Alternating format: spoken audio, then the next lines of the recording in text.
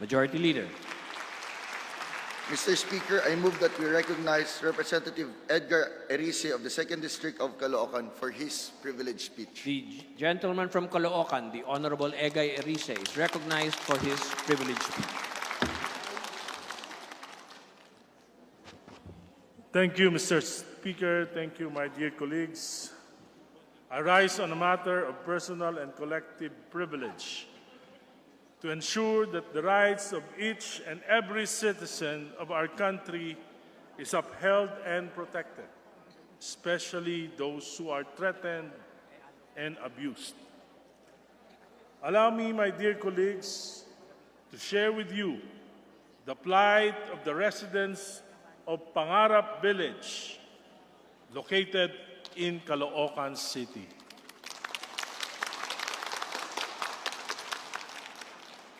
Here with us this afternoon are the 2 barangay captains of Pangarap Village. Barangay Captain Bernardo Kiboy of Barangay 181 and Barangay Captain Roel Brin of Barangay 182. Together with all their barangay kagawads, including their SK officials.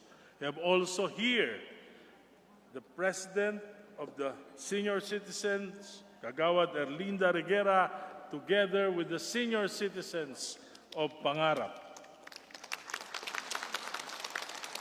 We have also here the President of the Malacanang Homeowners Association of Pangarap, President Edwin Pelesiano.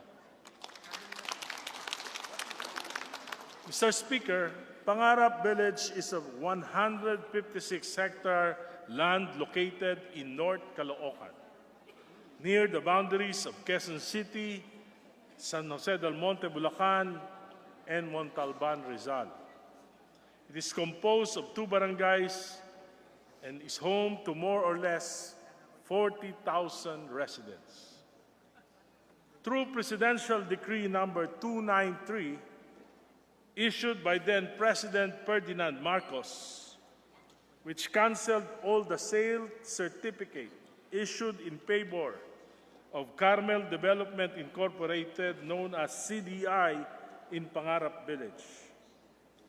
The land was declared open for disposition to Malacanang employees, which bind themselves into the Malacanang Homeowners Association Incorporated.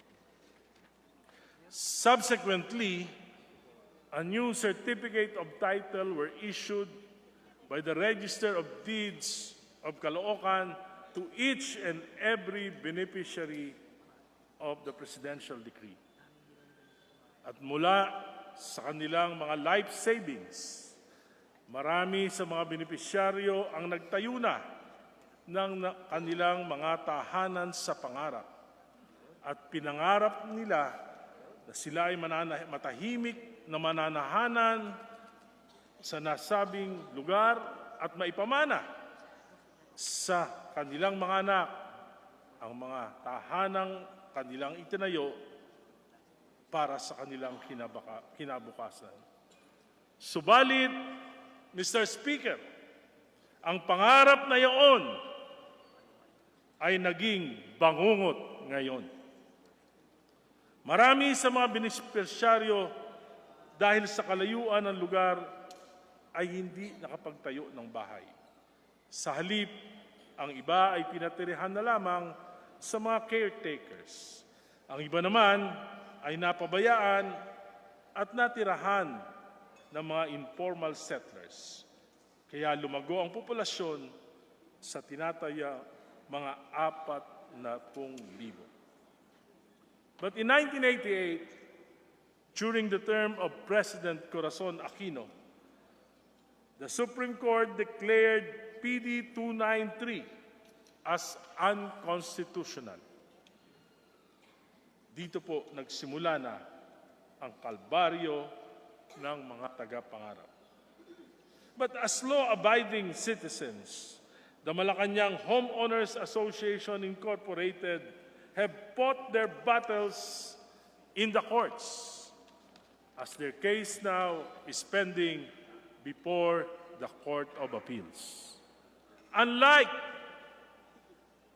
Carmel Development Incorporated, who instead of going to the courts to recover their property and secure a writ of demolition, Carmel Farms resorted to the law of the jungle by employing blue guards with long rifles and garbed in full battle gear, just like a private army, threatening and harassing residents and making sure that life shall be very difficult in Pangarap village.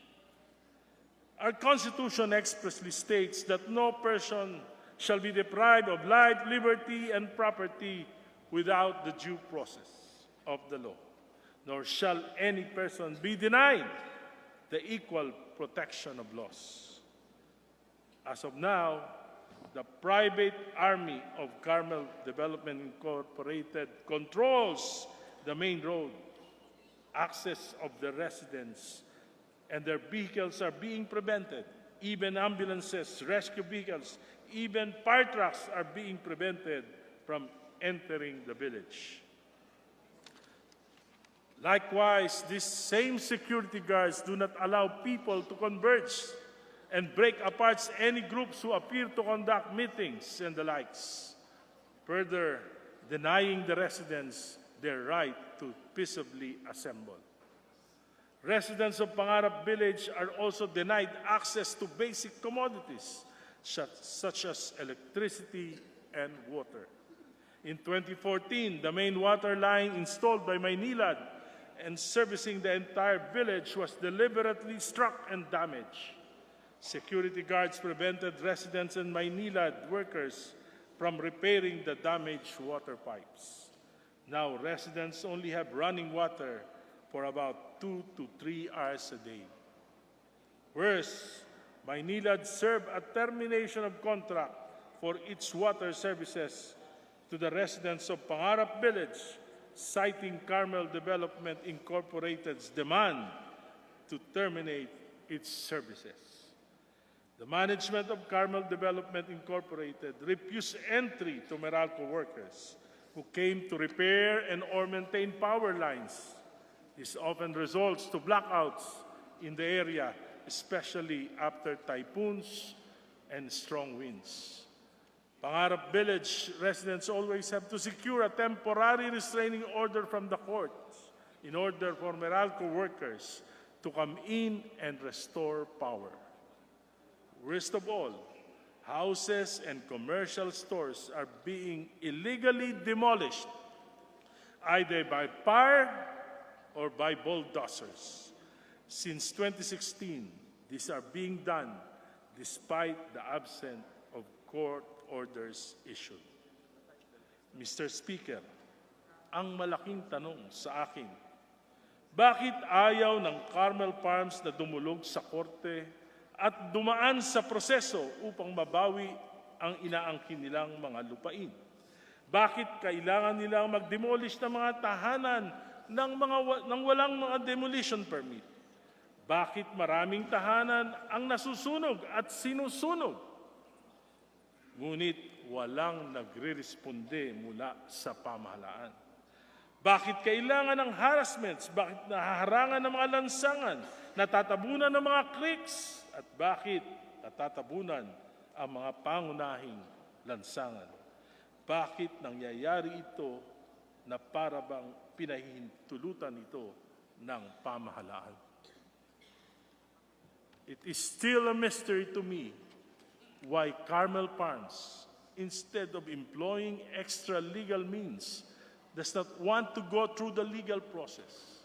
They could have filed a petition for the recovery of property in the case of the formal settlers, and they could have filed ejectment cases against the informal settlers. Bakit ayaw po ng Carmel Farms na maghabla sa korte? Bakit po sila nanghaharas? I think there is more here than meets the eye. That is why there's a need to be investigated by this House. My dear colleagues, we must not ignore the plight of our kababayans in Pangarap Village.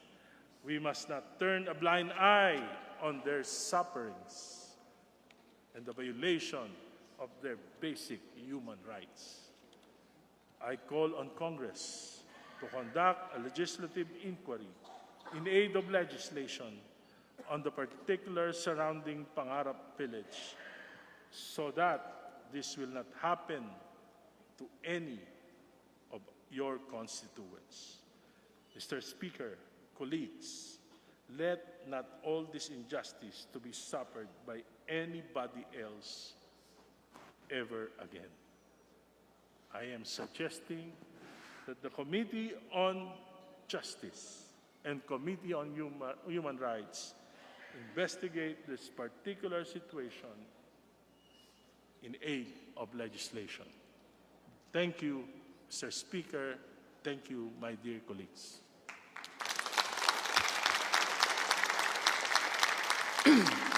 Majority Leader. Mr. Speaker, I move to recognize the Honorable Carlos Zarate of Bayan Muna Party List. The Honorable Carlos Zarate is recognized for his interpellation. Maraming salamat po, Ginoong Speaker. Magandang hapon po sa ating lahat. Mamarapatin po ba ng ating kagalang-galang na nagsasalita sa kasalukuyan si Honorable Egay Erice na magsagot ng ilang mga katanungan. Gladly, Mr. Speaker. Salamat po. Sir Speaker, kung panunuorin lang natin ang lumabas kanina sa ating screen, yung mga bahay na nasira, yung mga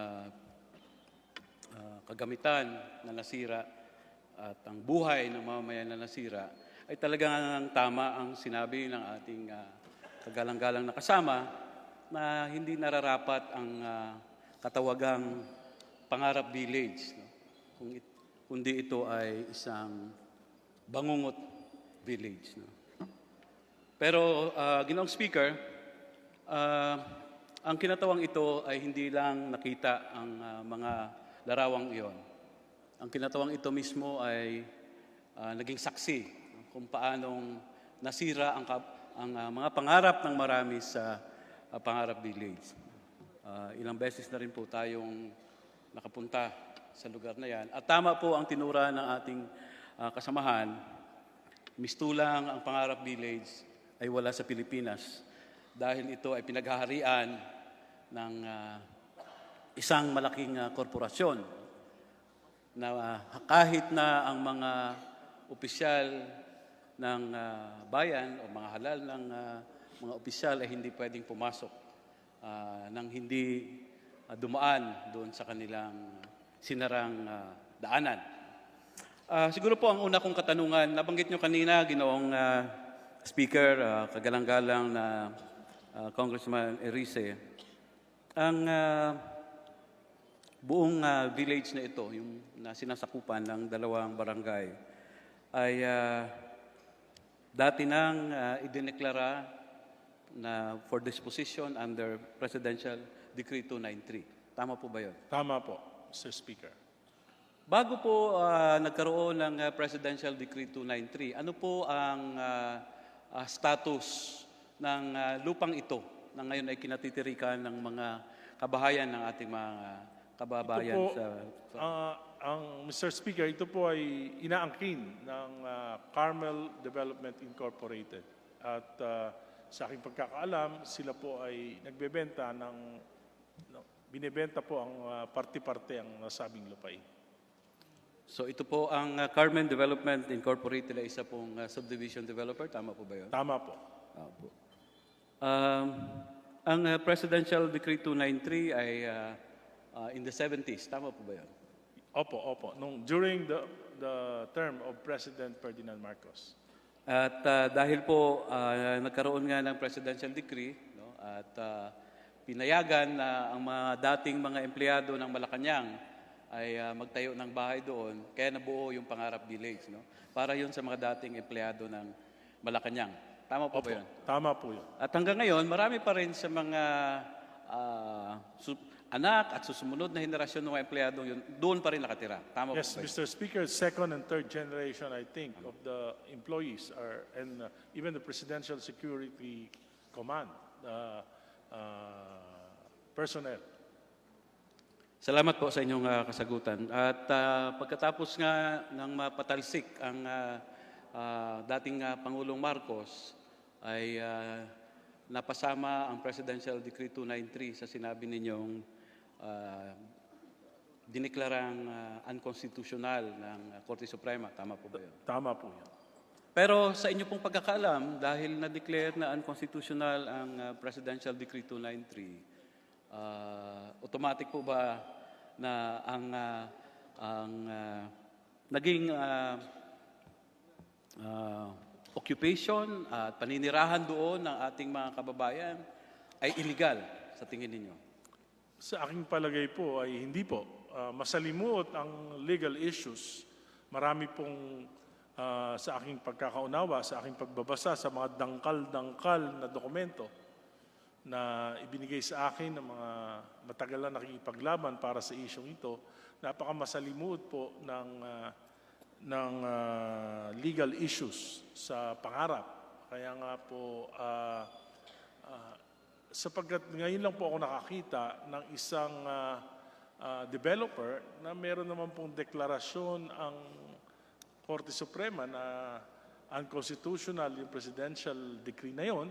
Tataka po ako bakit hindi nagpa-file ng petition for the recovery of the property o kaya ejectment sa mga nakatira na informal settlers.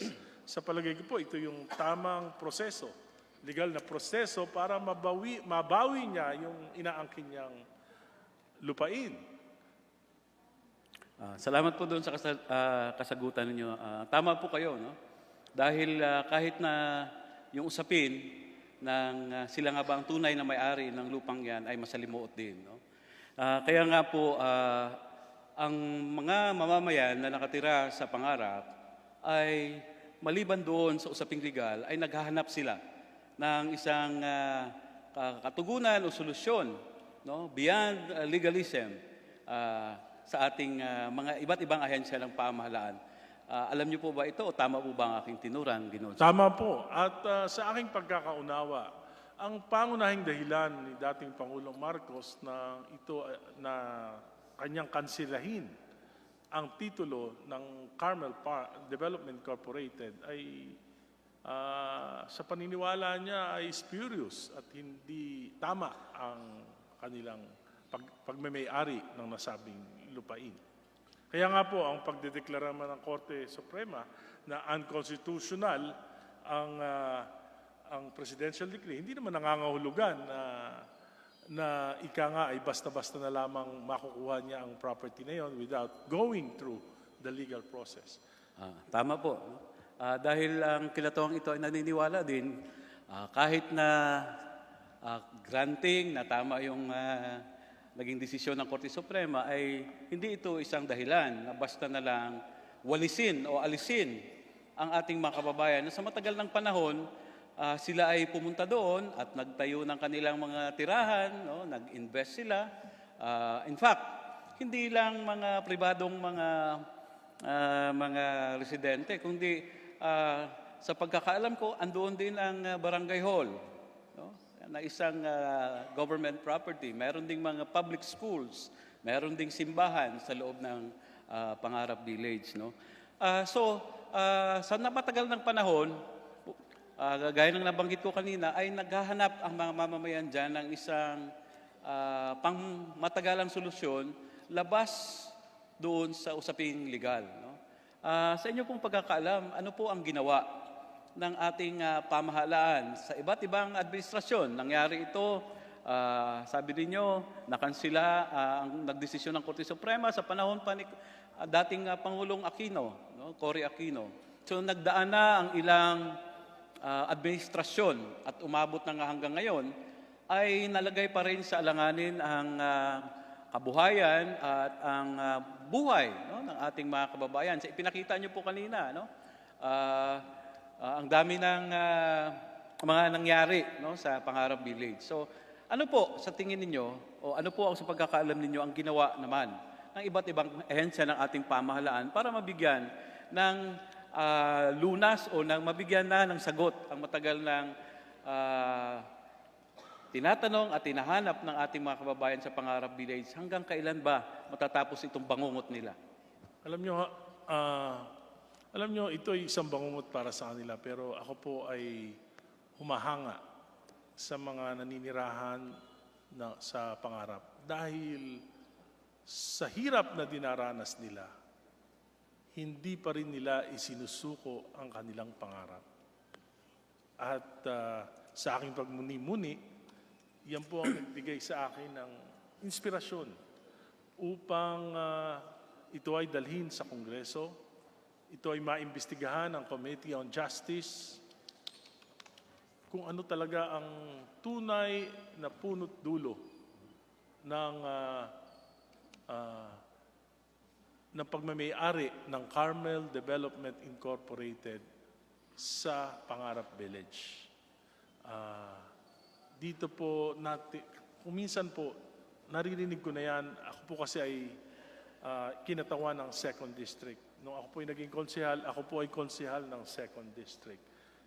Naging Vice Mayor po ako ng Caloocan, subalit hindi ko gaanong napagtuunan ng pansin yung issue na yan. Ang sinasabi nila, there's a Supreme Court decision. So parang ang naging katotohanan sa marami, sa pamahalaan, sa mga hindi nakakaunawa, ang katotohanan para sa kanila ay meron ng ruling ang Korte Suprema na ito ay sa Carmel Farms. So lahat po ng nilalapitan na ahensya, ang sinasabi nila, meron ng ruling ang Korte Suprema. Pero sa aking pagre-research, napag-alaman ko, hanggang ngayon, tingin ko, bakit ayaw mag-file ng petition for recovery? Ba't ayaw mag-file ng injectment? Dahil ba na pag hinanapan na sila ng titulo ay magkakaroon tayo ng pagkakataon na masuri talaga ang katunayan o authenticity ng titulo ng Carmel Farms? Kaya po malaking bagay, malaking tulong para sa mga tagapangarap kung ang Kongreso na ito, ang Committee on Justice ay pag-aaralang mabuti. Saan ba nagmula ang titulo ng Carmel Farms? At yan po ay ang allegation na spurious ang kanilang titulo ay mula pa sa pag-aaral ng dating Pangulong Marcos. Kaya nga niya idineklara na alienable and disposable ang nasabing lupain. Pangalawa po, hindi naman ibig sabihin, granting for the sake of argument that this really belongs to Carmel Development Incorporated, hindi naman pwedeng ibig sabihin nun, pagsisipain niya na lang yung mga nakatira doon. May isang proseso ang batas. Kung siya'y pinagkalooban ng batas, ng karapatan, dapat igalang niya ang batas. Dapat nararapat lang po na humingi siya ng demolition order sa mga korte. At naniniwala po ako na ang mga tagapangarap ay mga law-abiding citizens. Hindi po sila, ako siguro kung ako iaagawan ng lupa ko, baka mag-aaklas na ako, maghahawak na ako ng tabak. Pero hindi po sila naghahawak ng tabak. Sa kabila ng kanilang kahirapan, sa kabila ng mga dinaranas nilang mga harassment, sila po ay naniwala, dumulog hanggang ngayon, nakikipaglaban sa ating mga korte. Naniniwala sila sa legal process. Pero ang mayamang angkan na nagmamay-ari ng Carmel Farms, komportable ang buhay, subalit pinahihirapan ang buhay ng mga libo-libong naninirahan sa Pangarap. Maraming salamat po sa inyong naging kasagutan. Tama po kayo. Pero ang atin pong sinusulong niyo po ay maimbestigahan ito ng Kongreso. in aid of legislation, lalong-lalo na ang ating komitiba ng hustisya o ang komitiba ng karapatan, pangtao, no? Committee on Justice and Committee on Human Rights. Sa pagkakaalam niyo po ba, no? Meron pa hong ibang mga ahensya na kumikilos para magkaroon ng sagot, no? Itong problema ng mga kababayan natin sa Pangarap? Sa aking palagay po ay sa ngayon ay wala. Kaya nga po kinakailangan ma-establish natin yung the real truth about the Pangarap Village upang yung mga ahensya ng pamahalaan ay kumilos at matulungan itong mga kawawa nating mga kababayan. So sa pamamagitan po ng investigasyong ito na inyong pinananukala ay maipatawag ng Kongreso itong mga ahensyang ito. Halimbawa ang Presidential Commission on the Urban Poor, Human rights, ang and also the owners of ang may-ari, development. Hindi po humaharap ang mga may-ari. Dapat malaman natin sa kanya, straight from the horse's mouth, bakit niya ginagawa ito, mga pagpapahirap na ito sa mga mamamayan ng Pangarap Village. Salamat po. Dapat din pong imbestigahan yung security guards, yung security battalion na nandun. Bakit po parang private army? Garb in full battle gear with long rifles at hindi na malaman kung sino-sino yung mga, kung totoo bang mga blue guards yun, kung mga lisensyado bang mga blue guards yun, pati po ang kapulisan ayaw po pumasok sa Pangarap. Ang sabi nila, ang dahilan ng mga kapulisan, private property daw po.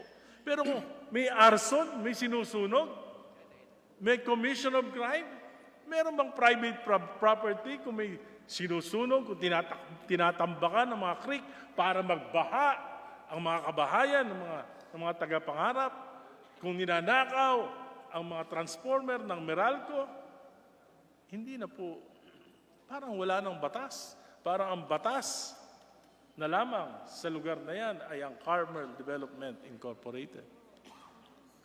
Salamat po. Pero sigurado po kayo na ang lugar na yan ay nasasako pa sa Pilipinas. Kasi po sa inyong tinuran, mukhang nasa isang bansa na sila. No? Meron silang sariling army, meron silang sariling batas na hindi pinapairal ang ating batas. No? Pero nakita ko kanina, hindi lang Blue Guards, no? May mga riot police din.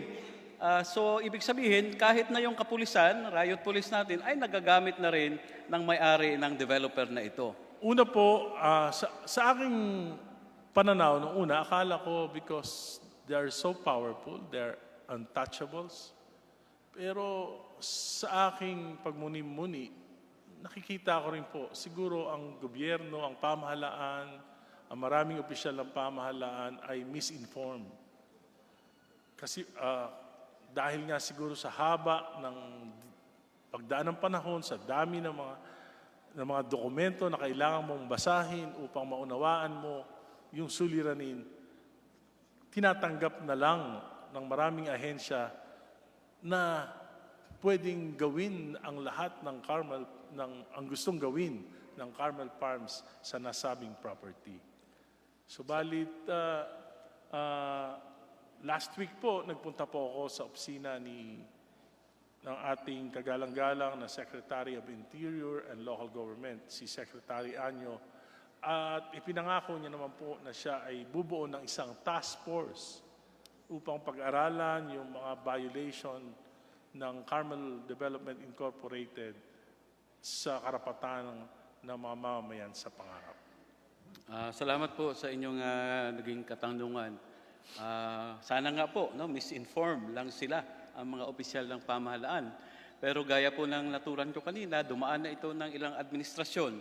At ang kalagayan ngayon ng ating mga kababayan sa Pangarap Village ay sa totoo lang po, hindi isang isolated incident. No? Nangyayari rin ito sa ibang bahagi pa ng ating bansa. na na walang kasiguruhan ang kabuhayan at pabahay ng ating mga kababayan dahil sa pakikipagkutsabahan, no, ng ilang mga, kung hindi ilan, mga opisyal ng ating pamahalaan, no, para mapagbigyan, no, para masunod ang gusto ng mga malalaki at mayayamang developers o mayayamang may-ari ng lupa. No. Pinapaalis sa kinatitirikan ng kanilang mga kabahayan ang ating mga mahirap na mga mamamayan. No? Na sa totoo lang, alam nyo rin po ito dahil naging konsehal kayo, naging vice mayor, naging mambabatas. Kung gugustuhin ng ating pamahalaan, ay pwede naman talagang mabigyan ng solusyon. No?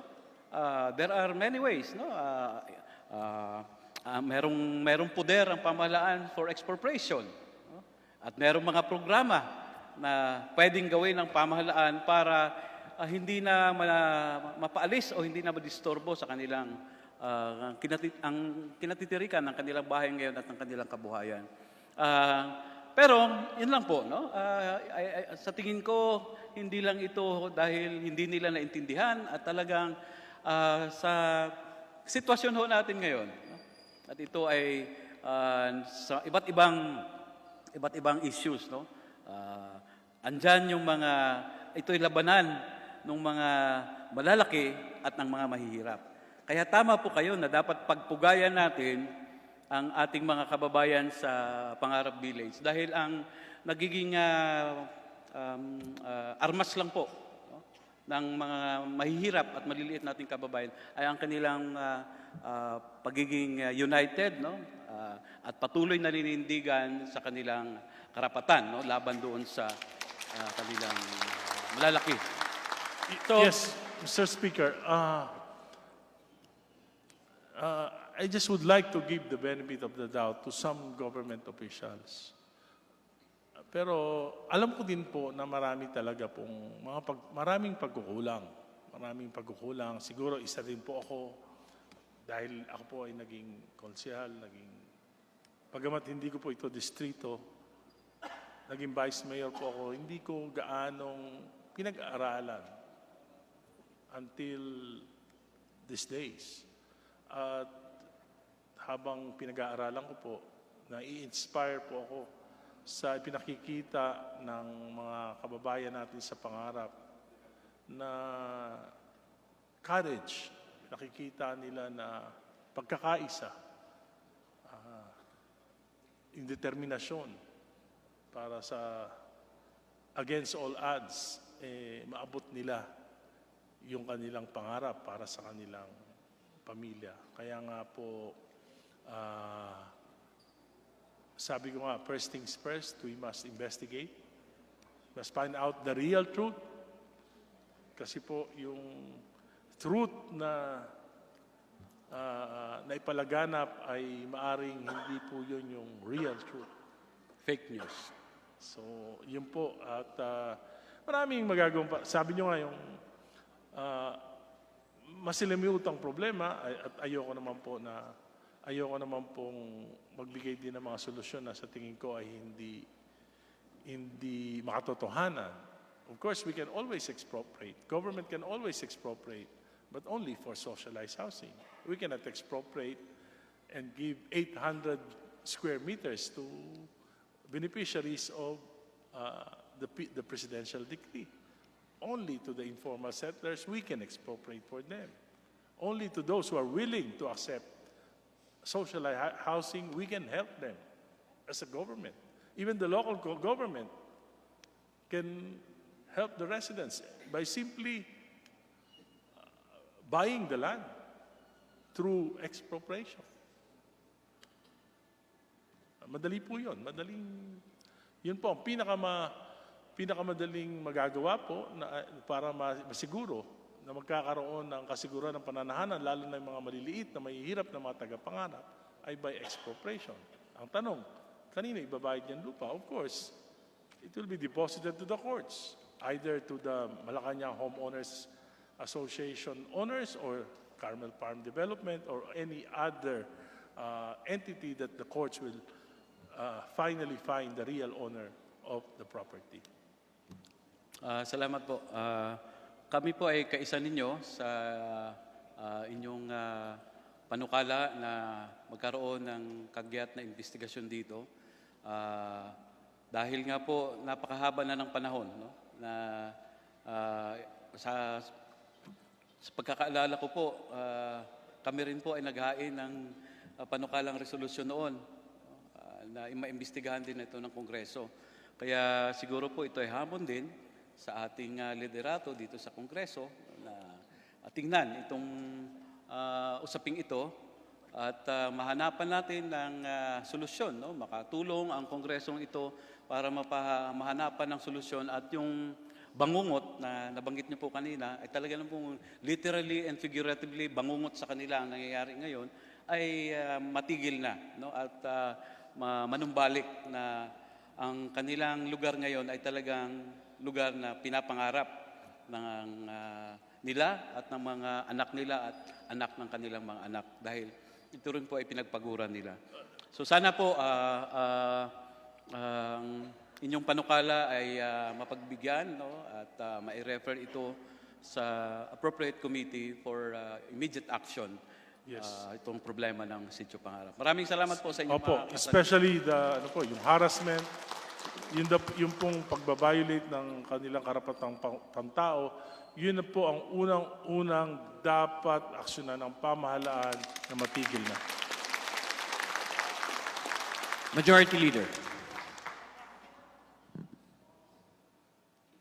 Mr. Speaker, I move to recognize the Honorable Sarah Jane Elago of the Party List Kabataan for her manifestation.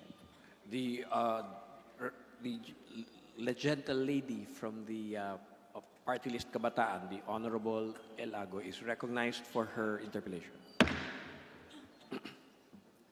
Maraming salamat, Ginoong Speaker. Sa bahagi po ng representasyon ng kabataan, nais din natin diinan ang pangangailangan na ito ay maimbestigahan na sa lalong madaling panahon. Dahil nais po natin na magpatuloy ang pangarap ng mga tagapangarap ng malaya sa pangamba.